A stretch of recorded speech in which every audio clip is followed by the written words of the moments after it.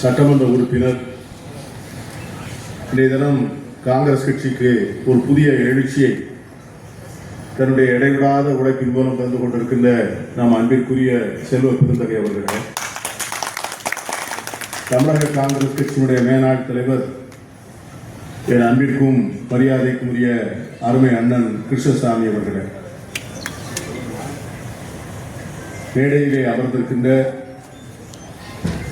காங்கிரஸ் கட்சியினுடைய மூத்த நிர்வாகிகள், நாடாளுமன்ற உறுப்பினர்கள், சட்டமன்ற உறுப்பினர்கள், மாவட்ட காங்கிரஸ் கட்சியுடைய தலைவர்கள், மாநில காங்கிரஸ் கட்சியுடைய நிர்வாகிகள், நம்முடைய அணிகளுடைய தலைவர்கள் அத்தனை பேருக்கும் என்னுடைய அன்பார்ந்த வணக்கத்தினையும் வாழ்த்துக்களையும் தெரிவித்துக் கொள்கிறேன்.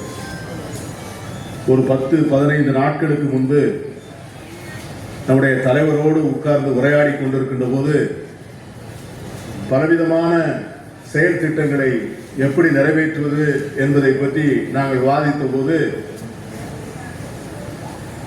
தலைவர்களுடைய பிறந்த நாள் விழாக்கள், நினைவு நாள் விழாக்களை வெறுமனே கூடி மலரஞ்சலி மட்டும் செலுத்திவிட்டு கலைந்து போவதை விட ஒரு கருத்தரங்கத்தை நடத்தி அந்த தலைவர்களை பற்றி நினைவு கொள்வதும், அவர்கள் வாழ்நாளில் இந்த இயக்கத்திற்கு நாட்டுக்கு ஆற்றிய மகத்தான பங்கை இளைய தலைமுறையினருக்கு தெரிவிக்கின்ற வகையில் ஒரு கருத்தரங்குகளை தொடர்ந்து ஏற்பாடு செய்தால் என்ன என்கிற ஒரு கருத்து எங்கள் மத்தியிலே வாதத்திற்கு வந்தது. எதையுமே உடனே ஏற்றுக்கொண்டு அதற்கான தளத்தை அமைத்து செயல்படுவதற்கான சுதந்திரத்தை வழங்குவதிலே சற்றும் யோசிக்காமல் ஒவ்வொரு முறையும் செய்யுங்கள் செய்யுங்கள் என்று உற்சாகப்படுத்துகின்ற நம்முடைய தலைவர் அதற்கு என்னென்ன உடனே ஒரு பிளான் பண்ணுங்க, நம்ம செய்துவிடுவோம்னு சொன்னார். அருமை நண்பர் விஜயன் அவர்கள் அப்பொழுது ஒவ்வொரு தலைவராக ஒரு திட்டம் போட்டோம். அக்டோபர் 31 அன்னை இந்திரா காந்தியுடைய பிறந்த நாள், நினைவு நாள். இந்த வரக்கூடிய நவம்பர் மாதத்தில் நேருவினுடைய பிறந்த நாள் வருகிறது. டிசம்பர் மாதம் காங்கிரஸ் கட்சியினுடைய ஸ்தாபன நாள் வருகிறது, குடியரசு தின நாள் வருகிறது. இப்படி ஒவ்வொரு நாள் வருகின்ற போதும் ஒரு கருத்தரங்கை ஏற்பாடு செய்து அந்த கருத்தரங்கத்தை எப்படி செலவுகளை மேற்கொள்வது என்று செய்கின்ற போது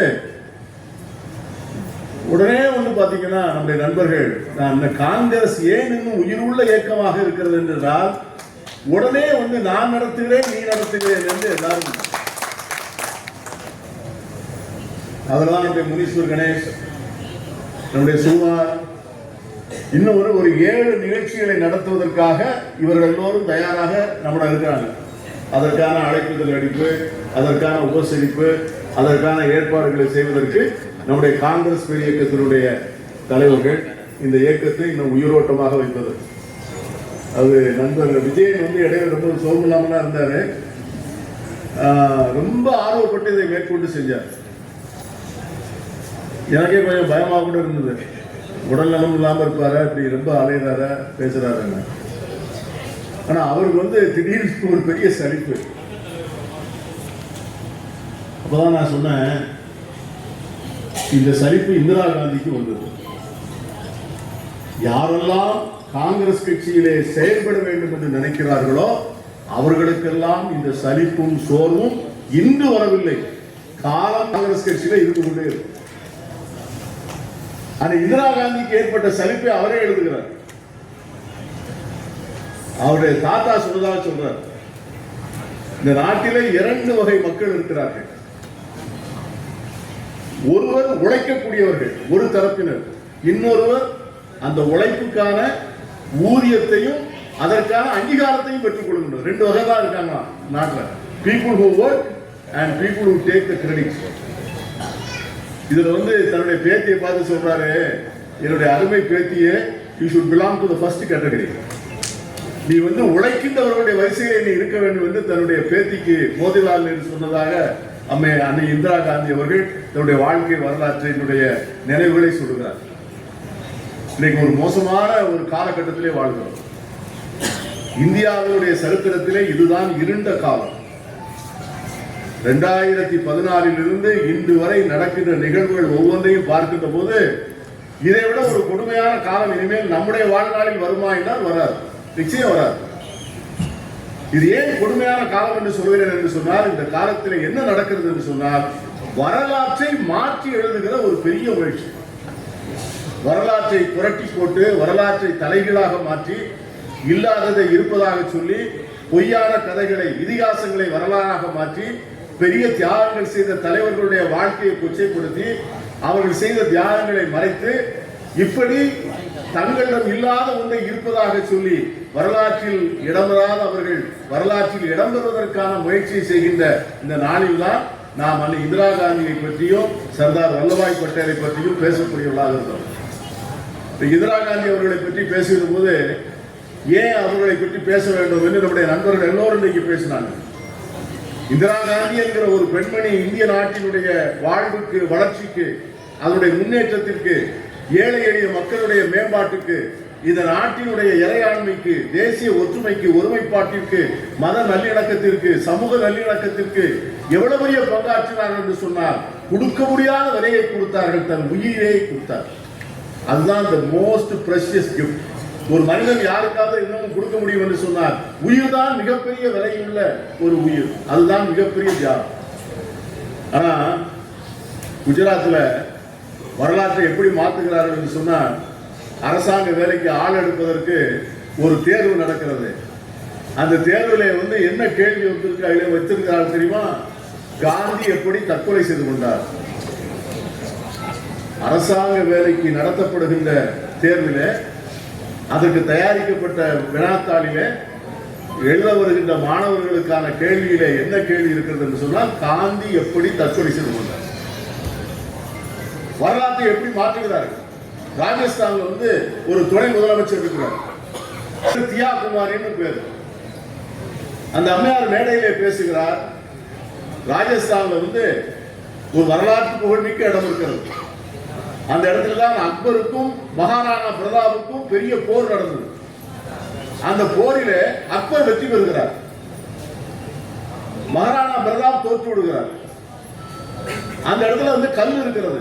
இந்த 1675 அக்பருக்கும் மகாராணா பிரதாப்புக்கும் நடந்த போரிலே அக்பர் வெற்றி பெற்றார் அப்படிங்கிற கல்ல இந்த அம்மையார் போய் அந்த கல்லை பிடுங்கி தூர எரிந்து விட்டு அங்க எந்த கல்லை வைக்கிறார் என்று சொன்னால், மகாராணா பிரதாப் வெற்றி பெற்றார் என்று அந்த கல்லை தூக்கி வைத்து விட்டு மேடையிலே பேசுகிறார்.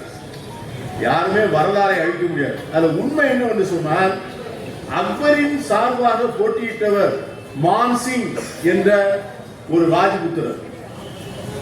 அக்பரின் சார்பாக அது தளபதியாக இருந்து படையை நடத்தியவர். மகாராணா பிரதாப்பினுடைய தளபதியாக இருந்தவர் ஹயாத் கான் என்கிற இஸ்லாமியர்.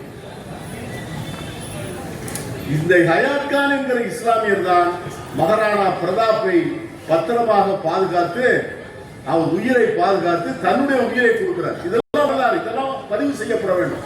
அக்பருக்கு ஒரு இந்து தளபதி இருந்ததும், மகாராணா பிரதாப்புக்கு ஒரு இஸ்லாமிய தளபதி இருந்ததும், அவர்கள் போரிட்டதும், அவர்கள் ஒருவருக்கொருவர் உயிரை கொடுத்ததும், இந்த நாடு எப்படி உருவானது என்கிற தகவல்களை கொண்டிருந்த அந்த சரித்திரத்தை எல்லாம் இன்று தொலைத்து விட்டு தான் இன்னைக்கு யாருடைய கையில நம்ம ஆட்சியை கொடுத்துருக்கிறோம்.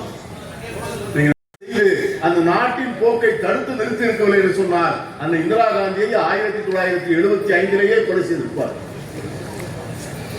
அப்படித்தான் நாடு இருந்தது. நாட்டில் இருந்த நிலைமை அப்படிப்பட்ட நிலைமை. அந்த இந்திரா காந்தி விரும்புகிறார், வேதனைப்படுகிறார். நாடு முழுவதும் இரண்டு தரப்பு, ஒரு பக்கம் எக்ஸ்ட்ரீம் லெப்ட், மிகப்பெரிய வன்கொடுமையான நாட்டில் ஆயுத புரட்சி உண்டு பண்ண வேண்டும் என்று நினைக்கின்ற இடதுசாரிகள், இன்னொரு மதவாத தீவிரவாதத்தை உண்டு செய்கின்ற வலதுசாரி மதவாதிகள். இந்த இரண்டு பேரும் சேர்ந்து வன்முறைகளை கட்டவிழ்த்து விட நினைக்கிறார்கள். தேசிய தலைவர்கள் தெரிந்தோ தெரியாமலோ துணை போகிறார்கள். நாட்டிலே ராணுவத்தையும் காவல்துறையையும் ஆட்சி நடத்துகின்ற அரசாங்கத்தினுடைய ஆணைகளை ஏற்று செயல்பட வேண்டாம் என்று பகிரங்கமாக அறைகூறு விடுகிறார்கள்.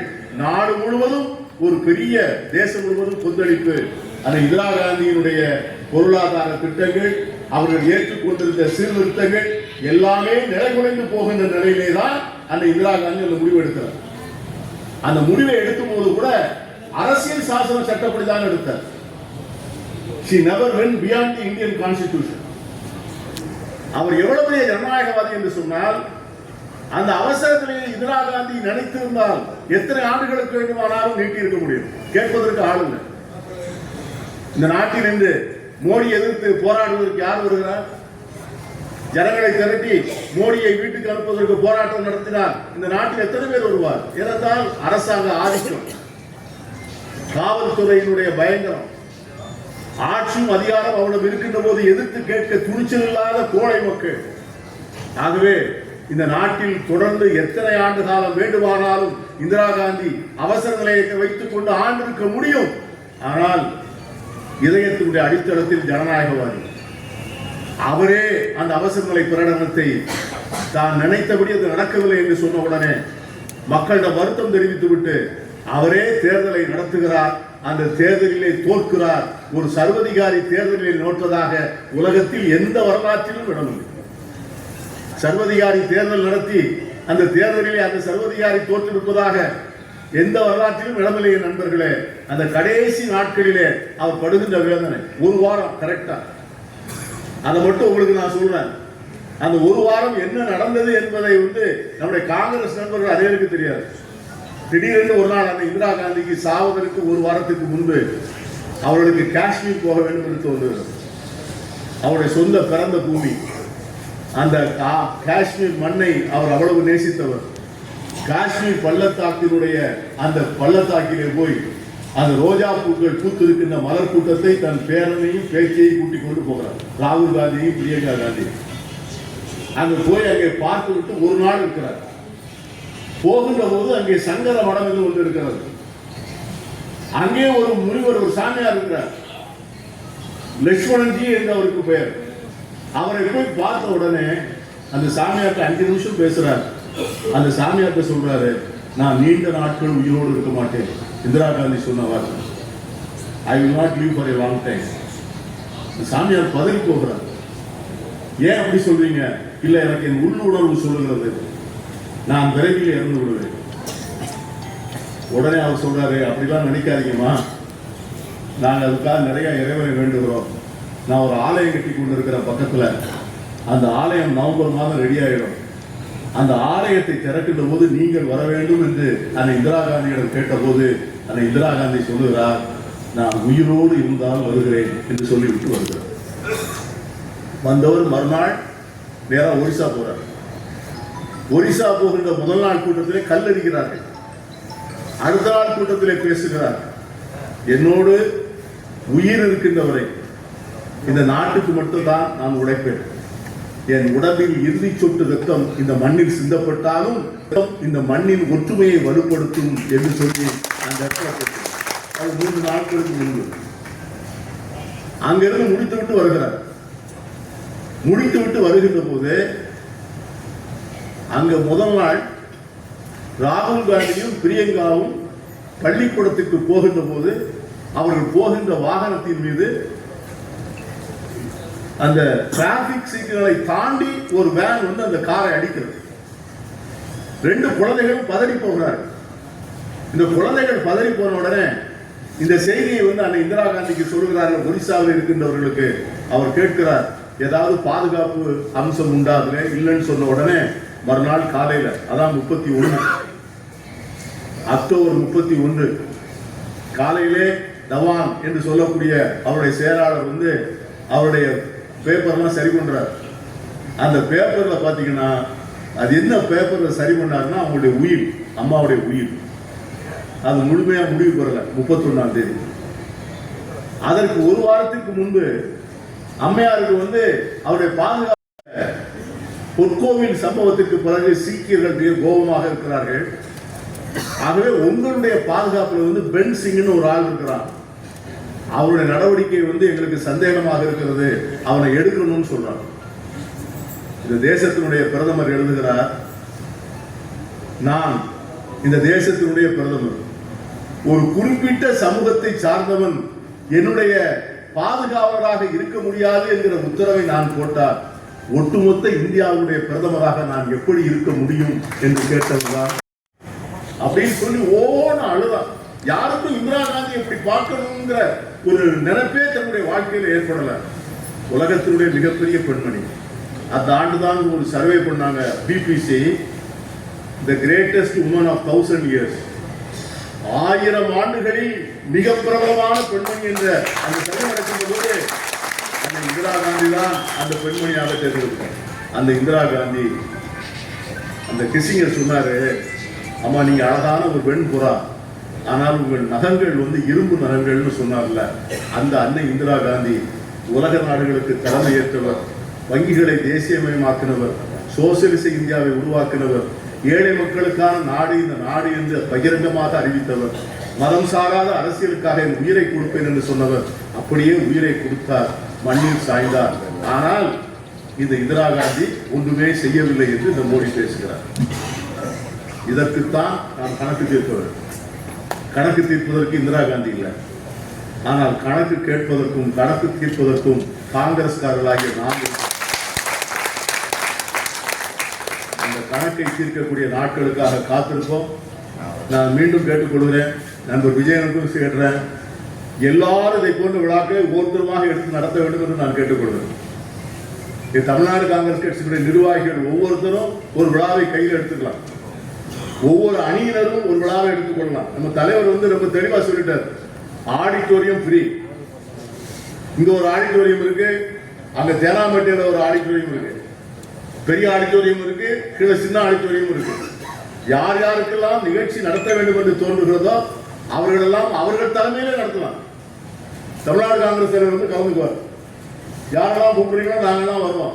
இதை அவர் நடத்தினாரு, இவர் நடத்தினாரு, வியாபார கூடல, ஓம்பர கூடல, அது மாதிரி வந்து யாருக்கு தோன்றுகிறதோ எத்தனை விழாக்கள் நடத்தணுமோ அத்தனை கருத்தரங்குகள் நடத்துங்கள், தயவு செய்து நடத்துங்க. அப்படி நடத்துவதன் மூலமாக காங்கிரஸ் கட்சியினுடைய கொள்கை மேலும் மேலும் போகும். இதை நடத்தாதவங்களை நடத்துறவங்களை நடத்த விடாமல் செய்வது என்பது நல்ல அரசியல் அல்ல. அதை போன்ற ஒரு ஆரோக்கியமற்ற சூழ்நிலை வந்துடக்கூடாது. ஆகவே இதுக்காக வேண்டி நம்முடைய தலைவரை பொறுத்த வரைக்கும் நீ தான் செய்யும் நான் தான் செய்யணும் அவர் சொல்லவே இல்லை. யார் வந்து கேட்டாலும் நடத்தணும் தான் சொல்றாரு. எதற்கு வேண்டுமானாலும் இடம் கொடுக்க தயாராக தான் இருக்கிறார். ஆகவே இதை போன்ற ஒரு சூழ்நிலை இந்த கட்சிக்கு வசதி வர எந்த கட்சி கிடையாது. நான் சொல்றேன், இன்னைக்கு தமிழ்நாட்டில் இவ்வளவு பெரிய ஆபீஸ், இவ்வளவு பெரிய ஒரு ஆடிட்டோரியம், அங்க காமராஜர் அரங்கம், அதுக்கு கீழே ஒரு ஆடிட்டோரியம், இவ்வளவு வசதிகளுடைய அரசியல் கட்சிகள் எத்தனை இருக்குன்னு நீங்க எண்ணி பாருங்க. அப்ப இந்த வசதிகளை நாம் பயன்படுத்த வேண்டாமா? இந்த வசதிகளை வைத்துக் கொண்டு காங்கிரஸை வளர்க்க வேண்டாமா? இந்த வசதிகளை வைத்துக் கொண்டு காங்கிரஸ் கொள்கைகளை மக்கள் மத்தியில் எடுத்துச் செல்ல வேண்டாமா? நம் தலைவர்களை ஞாபகப்படுத்த வேண்டாமா? நம் தலைவர்களை நாம் நினைவூட்டலாம் வச்சுக்கோங்க.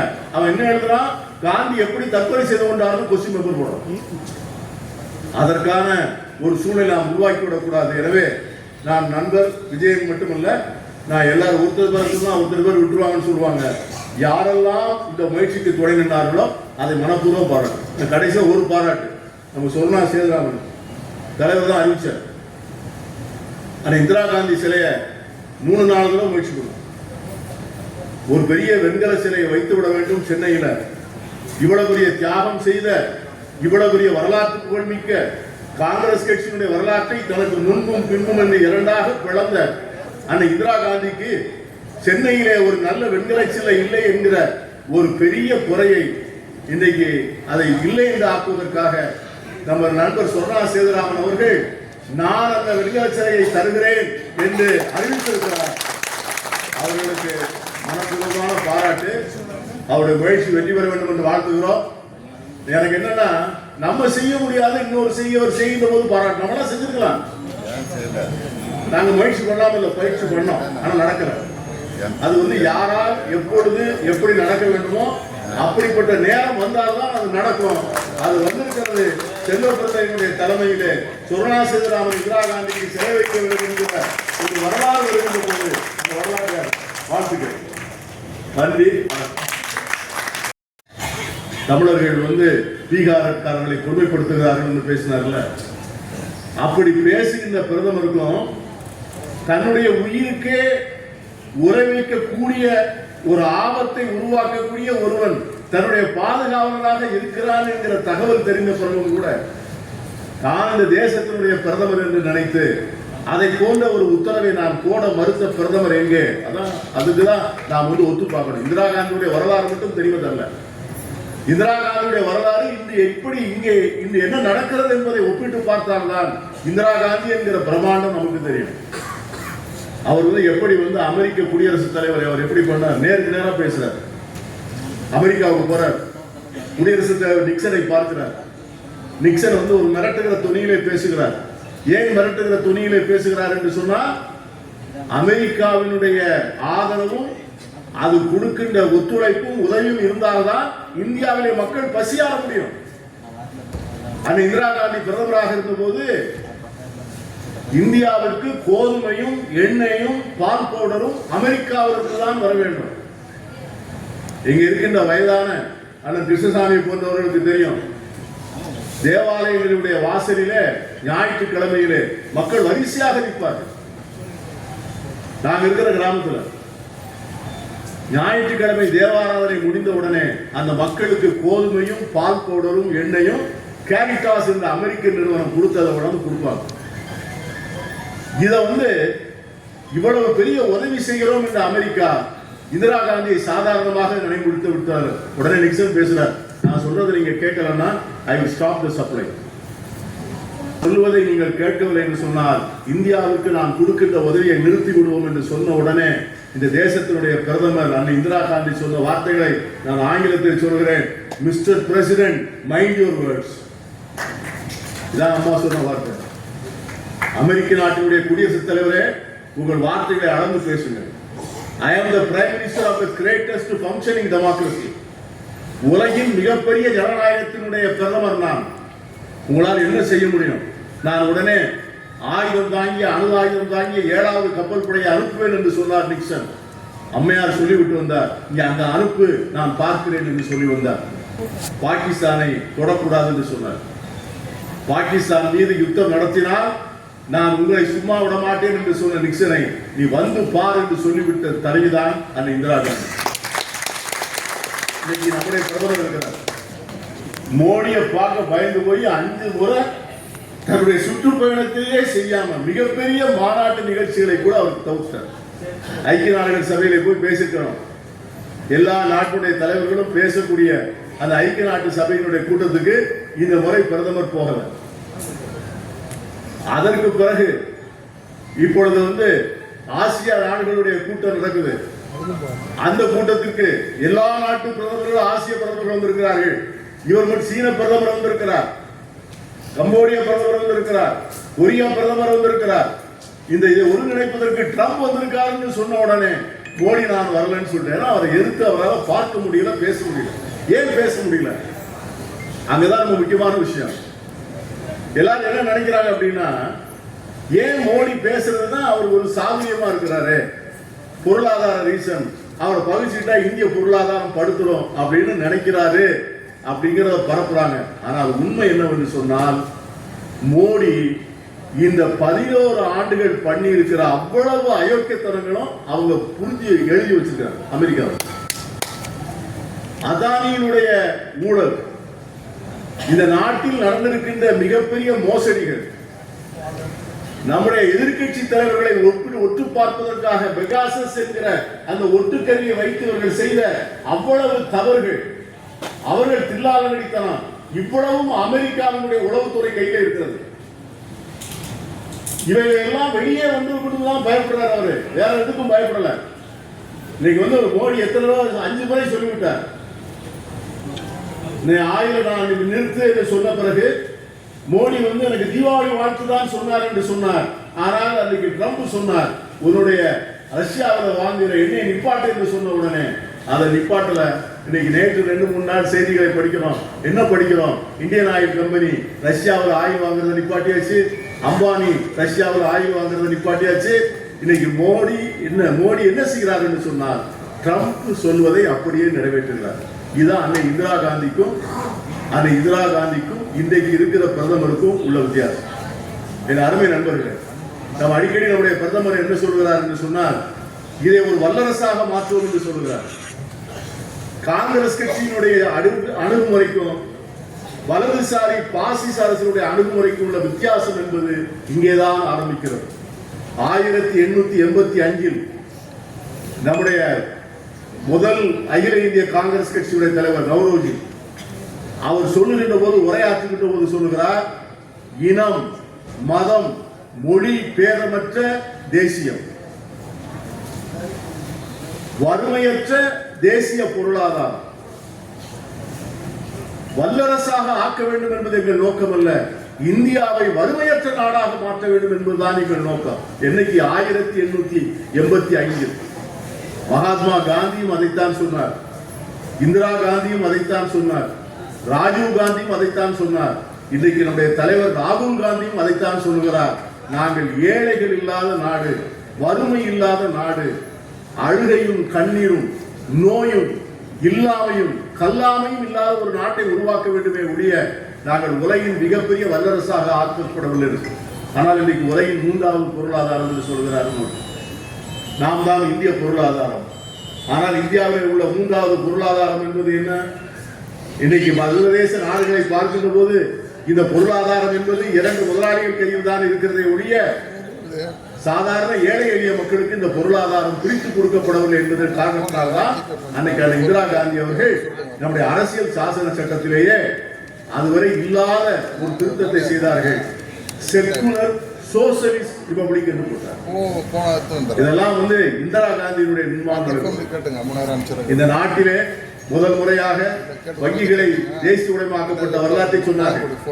அதை தயவுசெய்து தெரிஞ்சுக்கணும். நான் மாவட்ட தலைவர், இப்ப உள்ள மாவட்ட தலைவர்கள் நீங்க நான் அதை பகிர்ந்து கொள்ள ஆசைப்படுகிறேன். அந்த ஜில்லாவே மாவட்ட கமிட்டி ஆபீஸ் தான் இருந்துச்சு. காலையில பாத்தீங்கன்னா 10,000 பேர் நிற்பாங்க எங்க ஜில்லா கமிட்டி வாசல்ல லோன் அப்ளிகேஷன் வாங்குறது. ஜில்லா காங்கிரஸ் கமிட்டி கொடுக்கிற அப்ளிகேஷன் தான் அந்த பேங்க்ல எடுத்துக்கணும். என்ன கடன்? 5,000 ரூபாய், 3,000 ரூபாய், 2,000 ரூபாய் கடன். ஒரு மந்திரி இருந்தார் பாருங்க, ஜனார்தன் பூஜாரின்னு சொல்லி. அந்த ஆளு அவர் என்ன செய்வார்னு கேட்டீங்கன்னா, array Peter, how many loans you are going to give? Sir, 13,000. No, make it 20,000. 20,000 பேருக்கு லோன் கொடுப்பார். அந்த 20,000 பேரையும் என்ன பண்ணுவோம்னு கேட்டீங்கன்னா, அந்த லோன் கொடுக்குற இடத்துல இருந்து ஒரு 1/2 கிலோமீட்டர் 3/4 கிலோமீட்டர் தள்ளி எல்லாரையும் நிறுத்தி வச்சிருக்கோம். அந்த ஜனார்தன் பூஜாரி வருவார். காங்கிரஸ் கொடியை வாங்கி அந்த ஆள் பிடிச்சிக்கிட்டு அந்த மேடையை நோக்கி நகர்வார் பாருங்க. இந்த 20,000 ஜனங்களும் பின்னால். அப்ப எல்லாரும் என்ன சொன்னாங்கன்னா, அந்த இந்திரா காந்தி பேங்க் பூரா திவாலா போச்சு, இவன் எவனும் கட்ட மாட்டான், இதோட எல்லாரும் நாசமா போச்சு, நாடு போச்சு, பொருளாதாரம் போச்சு, எல்லாம் போச்சுன்னு சொன்னான். கடைசியில் என் அருமை நண்பர்களே, அந்த லோன் வாங்கினவெல்லாம் கட்டினா, அதானியும் அம்பானி மட்டும் தான் கட்டல. பூஜாரி கொடுத்தாலும் ஒழுங்கா கட்டிட்டான். பூஜாரி கொடுத்த லோன் ஒரு லோன் வரலன்னு சொல்லுங்க. பூஜாரி ஜனார்தன் பூஜாரி இந்திரா காந்தி திறந்து தேசிய உடைமையாக்கப்பட்ட வங்கிகளை திறந்து ஏழை எளிய மக்களுக்கு காய்கறி வித்தவன், பால் வித்தவன், முட்டை வித்தவன், விறகு விட்டவன், எல்லாத்துக்கும் லோன், எல்லாருக்கும் அப்ளிகேஷன். ஐயோ, காங்கிரஸ்காரெல்லாம் பாத்தீங்கன்னா எவ்வளவு மகிழ்ச்சியா சந்தோஷமா நாட்டில் பெருமையோடு அப்படியெல்லாம் இருந்த நாட்கள் அந்த இந்திரா காந்தி தந்த நாட்கள். கடைசியில் அந்த அம்மா வீட்டில இருந்து வராங்க. அன்னைக்கு என் பேரில் கொண்ட ஒருத்தர் தான் அவரை இன்டர்வியூ பண்றாங்க. ஒரு விளக்காரர், ஒரு பீட்டர்னு ஒரு பேர். அவர் உலக தலைவர்களையெல்லாம் நேரடியாக இன்டர்வியூ பார்க்கிறார். அம்மாவை இன்டர்வியூ எடுக்க வந்த பிறகு அவர் காத்திருக்கிறார். தவான் சொல்றாரு, அவர் காத்திருக்கிறாரு. அம்மா ராகுல் காந்தியும் பிரியங்காவும் பள்ளிக்கூடத்துக்கு போறதுக்காக தங்கள் பாட்டியை பார்க்க வந்திருக்காங்க. அவருக்கு என்ன தோணுச்சோ தெரியல, அந்த 2 பிள்ளைகளையும் கட்டி முத்துகிறார். ஏன்னா முதல் நாள் தான் ஆக்சிடென்ட்ல இருந்து தப்பிச்சுக்கிறாங்க. கட்டி முத்துற உடனே அந்த பிள்ளைங்கள் 2ம் குடிச்சிட்டு போக மாட்டாங்க ஸ்கூலுக்கு. உடனே திரும்ப கொண்டு போய் அனுப்புறாரு. வாசல் வரைக்கும் போய் திரும்ப அந்த பிள்ளைங்க ஓடியாந்து திரும்ப கட்டி பிடிக்குது. திரும்ப கட்டி பிடிச்சி முத்துறாரு. அந்த இந்திரா காந்தி சாவதற்கு 5 நிமிடத்துக்கு முன்பு அந்த 2 பிள்ளைகளும் போகுது. இந்த கேமராவுக்கு போறதுக்காக வேண்டி அந்த டச்சிங் உமன் அதை டச் பண்றாங்க. மோத்தில் இருக்கிற வேலையெல்லாம் அதை எடுத்துட்டு நேராக போறாங்க. தினசரி அந்த பென் சிங்னு அவருடைய காவலர், அவன் தான் டெய்லி அங்கே நிற்பான். முதல்ல அவன் அவனை பார்த்த உடனே அம்மா அவனுக்கு நமஸ்தே சொல்றாங்க. அவன் உடனே துப்பாக்கி எடுத்து அடிக்கிறான் முதல்ல குண்டு. வாட் ஆர் யூ டூயிங்னு கேட்க, நீ என்ன செய்யற அப்படின்னு கேட்கறதுக்குள்ள சச்சத் சிங்னு ஒருத்தன் மிஷின் கண்ணை வச்சு என் நண்பர்களே 20 வினாடிகளில் 32 குண்டு, 20 செகண்ட்ஸ் 32 குண்டுல அம்மா வந்து ஒரு 7 அடி உயரமா போய் திரும்ப கீழே வந்து விழுறாங்க. உடனே உள்ள இருந்து தவாங்க ஓடி வர்றாரு. அங்க இருந்து அவங்கள பார்த்த டாக்டர் மாத்தூர் ஓடி வர்றாரு. பிரியங்காவும் ராகுல் காந்தியும் புரண்டு வந்து அழுகுறாங்க. உடனே ஆம்புலன்ஸ் பிரதமர் வீட்டுல நிக்கும், எப்பவும் நிக்க வேண்டிய ஆம்புலன்ஸ்ல போய் ஏத்தலான்னு பார்த்தா அந்த டிரைவர் காப்பு குடிக்க போயிட்டான். ஆம்புலன்ஸ் வந்து செக்யூரிட்டி ரூல்ஸ் எப்படி இருக்கணும்னு கேட்டீங்கன்னா, பிரதமர் வீட்டில் இருக்கிற ஆம்புலன்ஸ்ல சாவி எப்பொழுதும் வண்டியில இருக்கணும். ஆனா அந்த சாவியையும் காணும். உடனே அம்மா வந்து ஒரு அம்பாசடர் கார்ல போட்டு ஏஎம்எஸ் ஹாஸ்பிட்டலுக்கு கொண்டு ஓடுறாங்க. அங்க போனீங்கன்னா ஸ்ட்ரெச்சர் கிடையாது. அம்மாவை ஒரு மரம்